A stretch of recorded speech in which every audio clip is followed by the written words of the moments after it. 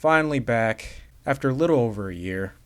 I didn't think this much will happen in 1 year. Part 6 was made over 50 minutes long for a reason, so I wouldn't have to make another one for a long while. Well, looks like I gotta get back to work. Everybody think I'm picking my opponents. My next opponent, I'm gonna let y'all pick.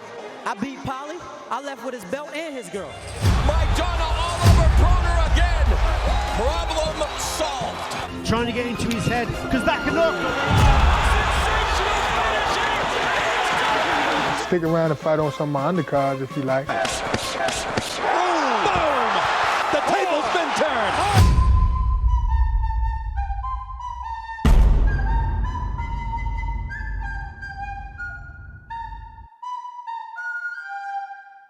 Very rare decision. If Stevenson lost, he wouldn't have made this list. This poor young man got absolutely massacred by Teofimo during the press tour and fight week. I mean, this was expected.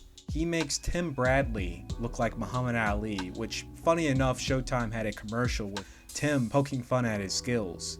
What made things worse for Shakur was he had no comebacks to Lopez, and the high school level setups flew right over his head.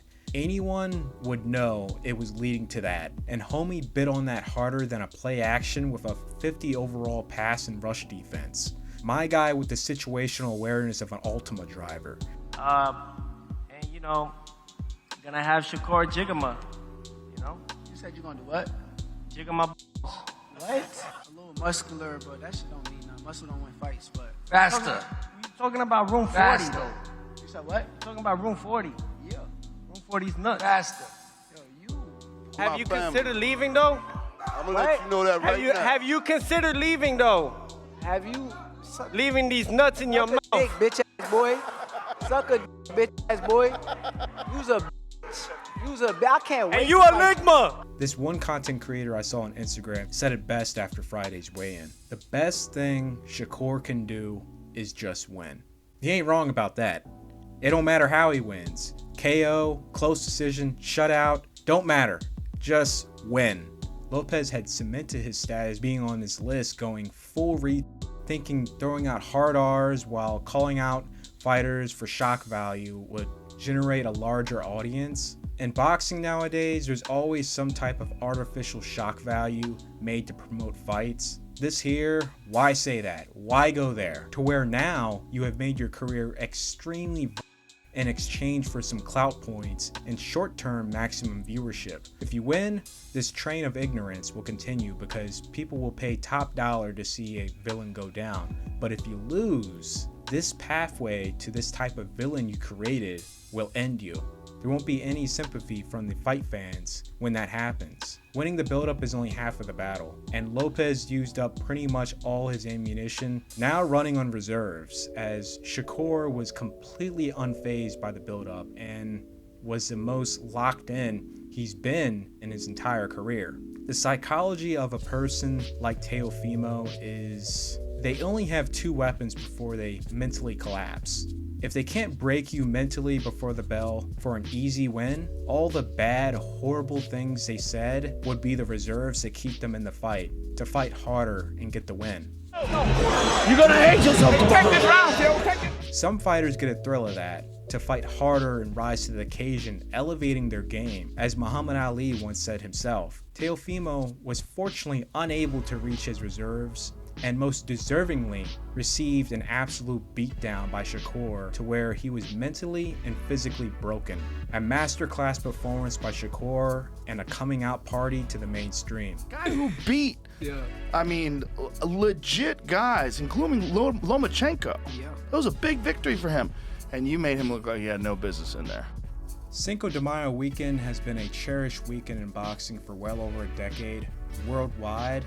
Really, this whole campaign of fights start in late March all throughout April to the grand finale that weekend in the first week of May. In 2025, it was off to a horrible start as Friday's card headliners Haney Ramirez and Garcia versus Romeo. Inoue's fight was not seen as a last line of defense in salvaging this weekend. The undisputed unification between Canelo and IBF champ Scull was.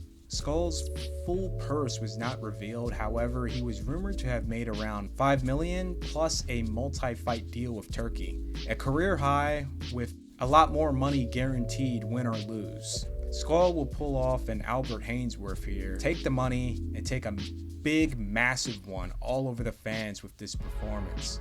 This would break the 40-year record for the least punches in a championship fight. The commentators in absolute disgust and trying their best to limit their opinions in the match. If this was peak HBO boxing, like 2000 to 2012, the things that would be said would have been pure comedy. Terrific attempt at a comeback by Lomachenko and a dreadful refereeing job from Lawrence Scull. Everything we might have expected to see and more. Canelo showing his disgust after the fight in a passive-aggressive manner, then later crashing out when cameras was off him for the viewer to catch the end of it. I think Canelo only showed restraint when Skull's son was picked up and brought in the ring. If not, this would have went south fast. Boxing fans were outraged, even more so. Scull had zero care about his performance, even doubling down that he executed his plan, he won the fight, and there was no need to take any risk, which is probably why you lost in the first place. There wasn't a risk nor calculated risk taken the entire fight. Understandable if you're well ahead coming into the 10th round, but if it's close, you have to take at least a calculated risk to put a dagger in the fight and secure the win. He flat out took the money and ran. Due to the aftermath, a majority of disgusted fight fans not only hoped he came back to TV, but his next fight he will lose horribly, then be blacklisted from the upper stratosphere of the sport.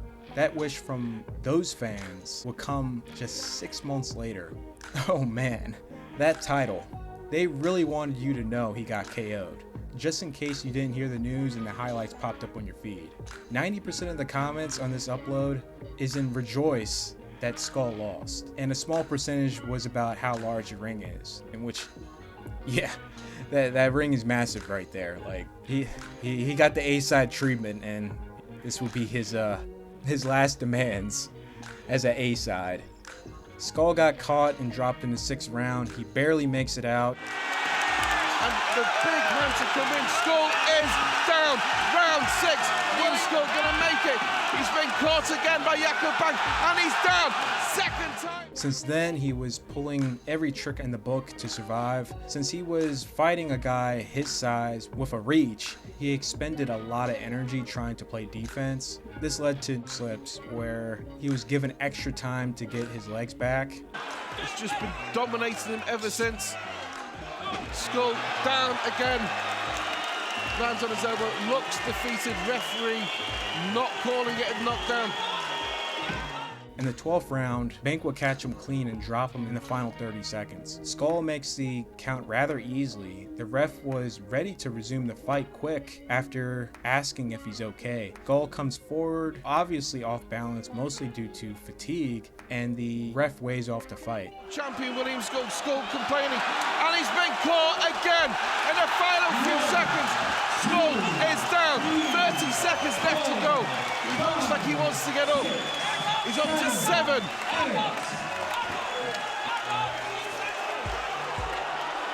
Referee calls it. Jakub wins. He stops William Scull, the first man to do so in 12 rounds. To be fair, I think the stoppage was not good. However, I highly doubt anyone actually cared.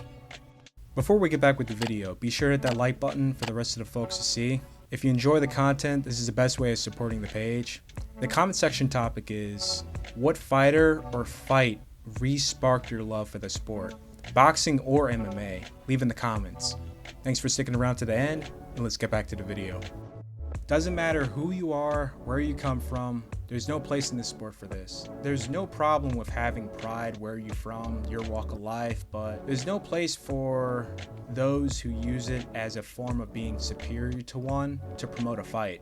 And, you know, boxing nor life has ever been about race or color to me. But you remember what happened in that fight, right? Since that's what you wanted to post up. Do you remember? Despite this still being incredibly wrong, Calzaghe versus Hopkins would have never been made if not for that famous line. I would never let it. You're gonna lose. If you fight, you will lose. If you fight me, you will lose. I'll never let a lose. You will lose, man. And you can call it any statement you want. Anybody can print that. I will never lose to a white person.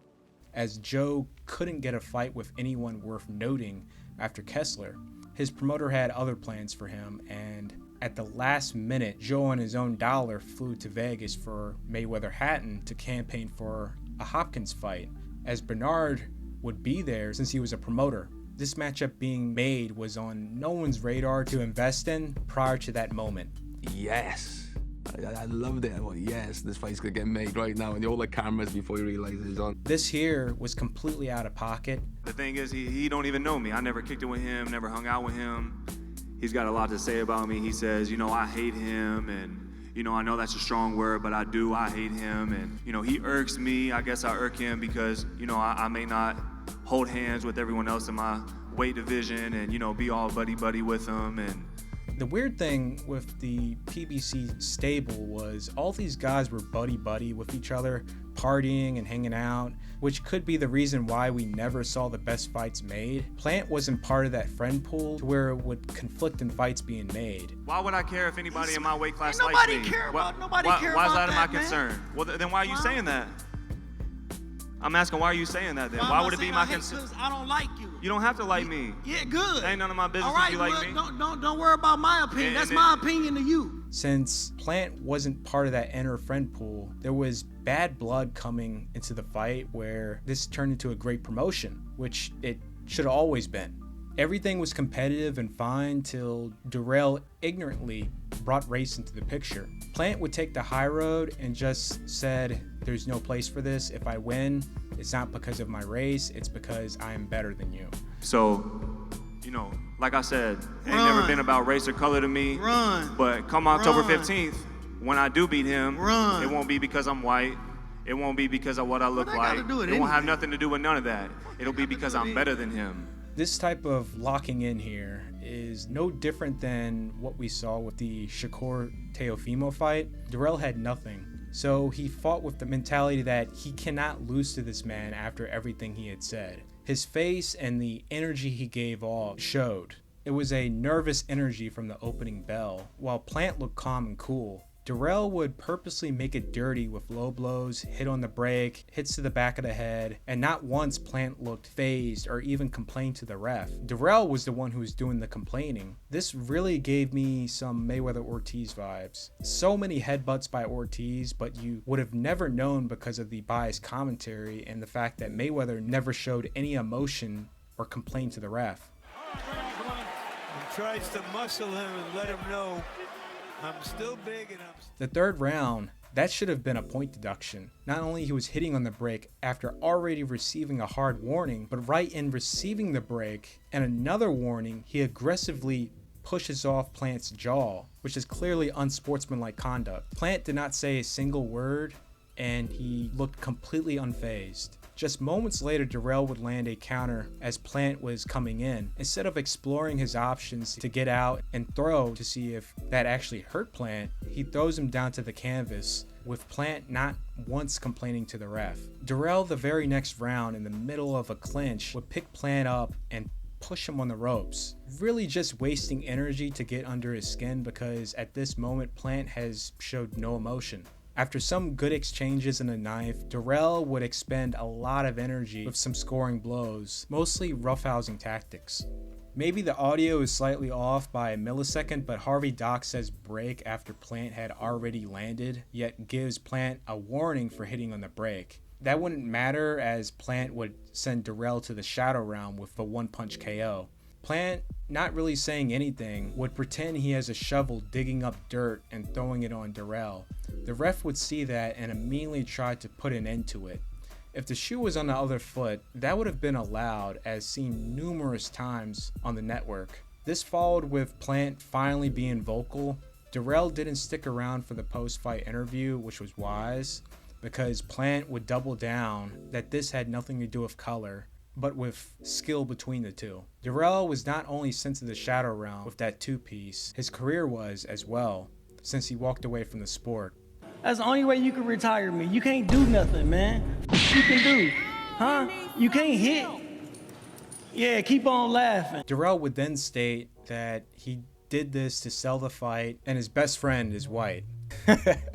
Oh man. Well, I heard that before. Nick Ball has done quite a bit of trash talking to Inoue as early as 2024 and cranked it up a lot in 2025, even more so after his win against Sam Goodman. Sam, the guy who fumbled fighting Inoue several times, wasting a lot of money, time, and one's prime in the process. By the time Ball did win, all attention was put towards setting up a Nakatani fight, which was not only a domestic matchup all of Japan wanted to see, but the whole world. So now, just sitting on rank, Ball went on to have a competitive but not threatening hometown mandatory defense against former champ Brandon Figueroa, who came in as the 3-1 underdog. You're campaigning for a big fight against the pound for pound star. I think it would have been a lot more appropriate to set up a unification, which the WBA would have allowed and given a deadline to make. You already beat the guy who was set up to fight Inoue. All I hear is Inoue, but what about WBO champ Espinoza, IBF champ Leo? And this is the problem with modern day boxing. Ball is a title holder, number 3 ranked, has not bothered to unify while acting like he's entitled to face Naoya Inoue, who is undisputed in a different weight class. Inoue versus Nakatani has been building up for many years, way before Ball was even relevant. Nakatani rightfully earned his position with his credentials and has plenty to offer legacy-wise, and the two have a chance to historically beat the so far unbeatable TV ratings of 2009's Kameda versus Naito. Ball has nothing to offer. If he fought number 2 and number 1, which would put him as the WBA, WBO, IBF, and ring champ, since the end result would be for the vacant ring title, Inoue would definitely fight him as there is an actual prize on the line. He's fighting the legitimate unified champion where if he wins, he could go on and fight for undisputed, which would be groundbreaking. Now circling back to this matchup here, given the context, there's a certain curse that goes after certain folks from across the pond. Yep, that one. The UK versus Mexico / Mexican American curse. The origin of this curse can date it back to 1976 when newly crowned WBC champion John H. Stracey's team selected what was supposed to have been an easy homecoming opponent at Wembley, Carlos Palomino. Carlos would pull off the upset, getting the TKO victory in the 12th round. He'll never make it. He's got him again, and Sid Nathan says enough. And in round 12, Stracey loses the world title. The UK press had to use the most discouraging photo of the former champ, which created this infamous photo op of Carlos holding the front paper news the following day. I think Ball is fully aware of this curse. When asked about what's next for him and a list of potential opponents, he was more focused on Figueroa. Ball fought his heart out, but there's nothing you can do when there's a curse on you. No matter what Ball threw, how clean it landed, Brandon was still trucking at the same pace, which is scary because I don't remember in Brandon's previous fights. All 3 judges had Brandon up. However, Brandon was fighting like he was down on the cards. The commentators had the fight up in the air coming into the 12th round, but that would come to a sudden end when Brandon would floor Ball within seconds of the opening bell of the 12th. His foot to the pedal. Drama in the final round. Can he get up from this? He bravely gets to his feet. Ball was given a chance to continue, and Brandon would swiftly put an end to the fight, ending whatever chances Ball had of fighting Inoue, which was probably really low. He's going to take Nick Ball out here. He's through the ropes. Figueroa has won the world featherweight title. It's wild I even mentioned the Palomino-Stracey fight. While researching, Palomino stopped Stracey in the 12th round. After putting him down twice, then Brandon does exactly the same. You got turkey, that's your poppy. You got turkey got you like this, brother. You heard? This is my shit. That's why I told Turkey. This is my shit. When I say Turkey at the fights, he said, "Oh, so you the king?" I said, "Yes, this is my shit, Turkey. I'm your Canelo right now." Oh, you ain't Canelo. I'm your Canelo right now. Have you won a world title? I'm your Canelo right now. Have you won a world title? I'm your Canelo right now. I ain't either. That's how I know I'm gonna be you, because you don't even look at me like that. Berlanga doing his best Fernando Vargas impression, going all out trying to get under the skin of Sheeraz in the build-up, where you will get the infamous face-off episode. You know I ain't got them. 100,000 on what? I'll put 100,000 down. On what? On the fight. On what? On what are we win. betting on? Right now, put your money where your mouth is. Let's do it. On the win. Hey, let's bet. On the win. 100K. There you go. On camera. Let's go. Yeah? Let's do it. Let's do it. Right now. All right, good. He was a man of his word, and he paid me the $100,000. Just all out disrespect to Sheeraz, who majority of the people didn't even know who this dude was.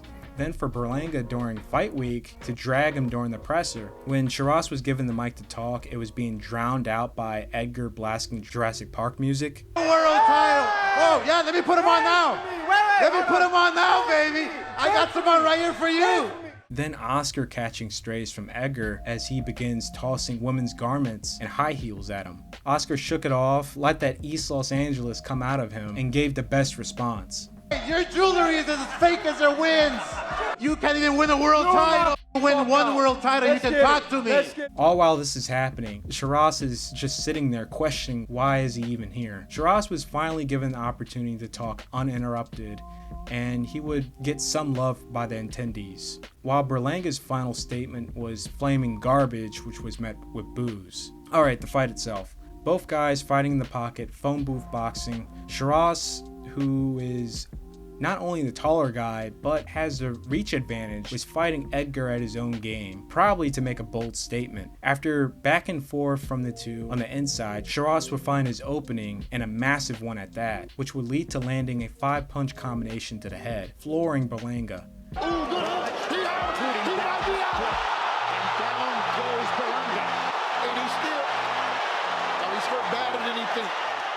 He would get floored once more, and surprising enough, as most would think was over, Berlanga would make it back up at 6 seconds, which I gotta say, that's impressive. Edgar would be saved by the bell. I think if Edgar wasn't displaying aggressively he's okay and aware of his surroundings upon getting dropped both times, especially after the second, the ref would have waved it off before the count of 3. Edgar would try to give his best poker face that he's okay, squaring up to Sheeraz quickly. Sheeraz saw right through that and swiftly put an end to the fight. Cross, he out of there, and there he's got him hurt again, and that's it. That's it. My chin, yo, bro, I could truck to hit me in my chin, bro. You're not knocking me. I promise you. I promise you. I promise you.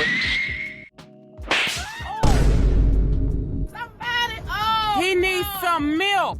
Okay, so short but long recap. When Crawford moved up from 140 to 147, Charlo went from friend from the other side to one of the biggest cheerleaders / mouthpieces for Spence. PBC game, y'all know it used to be back in the days, the mother promoters. Y'all know who's running boxing right now.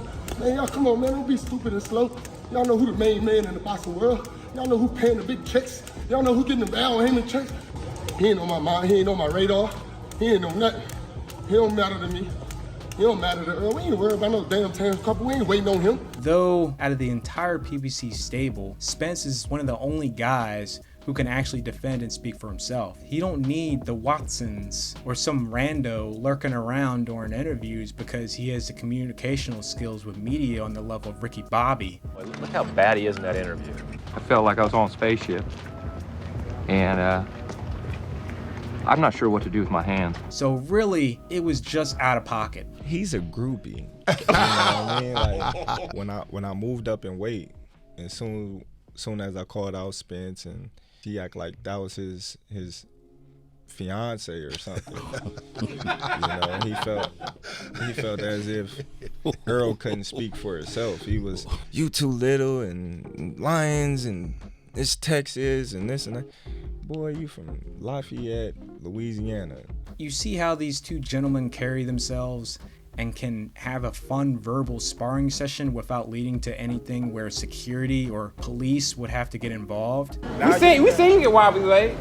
We see you get wobbly leg. Then what? We see you it don't matter. After that. No. I'm the He can't be the boogeyman if I'm chasing him. I'm the dog of the division. I'm the boogeyman. You can't be the boogeyman if I'm chasing you. Everyone know I'm that guy, man. You're not that guy. This is grown men right here. Spence is fully capable of carrying his own and speaking for himself. He don't need some cat that crashes out every 10 seconds speaking out for him. I knew he was gonna be here. And you knew I was gonna I knew pull he was up. gonna be. That's why I came. Did you know I was gonna pull up? Oh God, I knew he was gonna be here. And you got a FaceTime for me and you didn't answer. I don't know your number. What you talking about? You got my number. But now you do. Save it. I don't know your number. Save it. Which one we get out Hello? This would carry on to fight day with Spence versus Crawford. When it was certain Crawford was going to get the win, he was taunting Charlo, who shook it off and downplayed what Crawford is doing. Nah, my weight class. Bro, I'll fight Canelo next. I don't know what they're talking about. I'm undisputed at 154. I already did that. I mean, Charlo was actually in the process of fighting Canelo for undisputed at super middleweight. Both brothers have been calling out Canelo for many years. Charlo would improperly put on the weight and just show up at his walking around weight against Canelo, as he was looking past Canelo and more towards setting up a fight with Crawford. This would be clear based on Charlo's horrible performance, fighting to survive from the opening bell to the end. A guy who I said many times is one of the best finishers in the sport when it comes to closing a fight. Rounds 10 through 12, he would go out on his shield to win big. He would not do any of that night. The excuses came rolling in when it came to the weight, even though he came in at 172 pounds, while Canelo usually comes in at 175 to 177. Then Charlo would have the audacity of shaking off his mandatory opponent and immediately calling out Crawford, ranting about he will be waiting and going right back into training. you know, hey, I want to fight Terrence Crawford. I can fight Terrence Crawford at my weight division. Let him fight Earl Spence or whatever they got going on. Get that out the way. I'm waiting. I'm about to get back right in training. Tell him don't worry about it. The aftermath with Charlo's performance, Crawford wanted nothing to do as it completely diminished the promotion. He would be stripped by the WBO. He was made champion recess with the WBA in March, which would be the last of the titles that he had at junior middle. When the weight class finally started to move forward, Turkey investing in the division and Crawford coming into the picture, Charlo then came out of the woodworks, getting in the middle of Madrimov Crawford from being made by demanding his status as champion recess to directly fight Madrimov. Note, Madrimov was Charlo's mandatory for 3 years, and the WBA made him fight in 4 title elimination matches in the process. I feel that it is disrespectful to all other fighters. Like, for example, me, I've been a mandatory for more than 3 years now. I fought in 5 title eliminators. In every fight, I have to get a permission from WBA to fight and stuff like that. But the champion doesn't defend the belt. Not just WBA, there are 3 more sanctioning bodies, you know, that are like he's supposed to defend. You either have to fight in this way or just vacate the title and let the division move on. Since big bank take little bank and Turkey has much more influence, the WBA following the money and keeping a healthy relationship would shut down Charlo and let the Crawford-Madrimov fight continue. The nail in the coffin here is the following year, Crawford will do the same thing Charlo did, move up from 154 to 168 and fight Canelo for undisputed. Crawford would properly put the weight on, coming in as a real super middleweight and defeat Canelo. I don't know why the first thing that comes to mind is this infamous gaming story here with the antagonist's final response. If you like games, this is the greatest story ever told.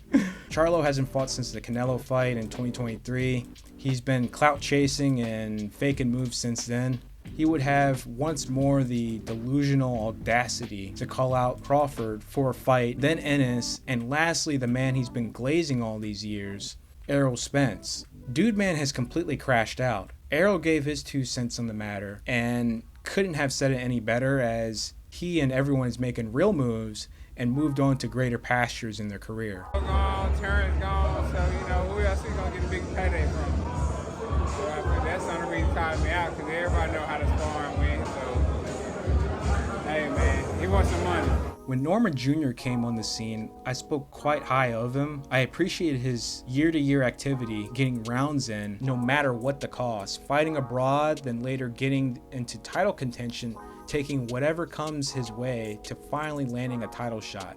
When he became champ, my guy had no chill. He was going after everybody. This was ramped up to another level after the Jin Sasaki fight. Sasaki was a decent sized junior welterweight and an incredibly undersized welterweight. Before 2023, he couldn't decide if he wanted to be a junior welter or a welter, because some fights he actually came in at the junior welterweight limit or a welterweight limit. Then the Hiraoka fight where he came in 4 pounds overweight. The following fight, he weighs in at 147, but the next fight he weighs in at 142 and 144. After that, he would be the product of Berlanga level matchmaking, which would lead to a mismatched title shot against Norman that unfortunately would land him in the hospital. These are details not many would look at, and this would put more fuel to an Ennis fight and the narrative that Ennis is ducking Norman, even more so that the fight wasn't made. Now fast forward, Haney would have a mentally debilitating loss against Garcia, followed up by being roasted to no end with the antics that followed with the lawsuit. Then later with his performance against Ramirez, which is possibly one of the most unwatchable fights of the decade. Haney has a massive chip on his shoulder, at this moment more like a redwood stump,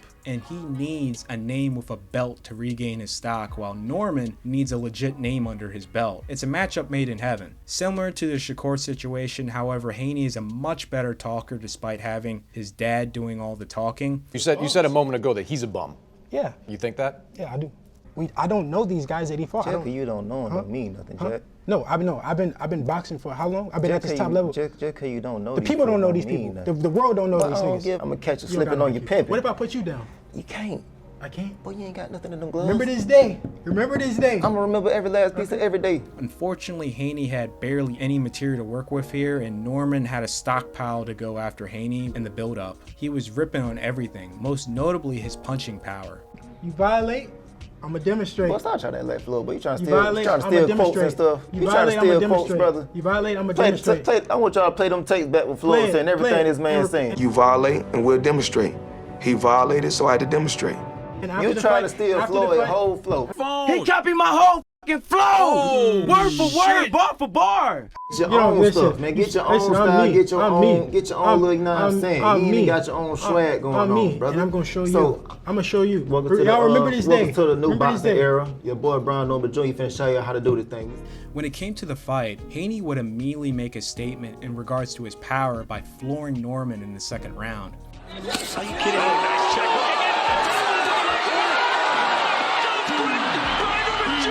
Now, Haney is not known for his punching power, but he throws big punches with the intentions of putting one down. He throws his life and soul into it. Anyone that comes in blind and not respecting their opponent, allowing to get hit, is going to get cracked. I don't care how good your chin is. Tim Bradley is a perfect example. He's not known for power, but he's a big puncher. Junior Witter, granite chin. Zab Judah couldn't crack him. DeMarcus Corley couldn't crack him.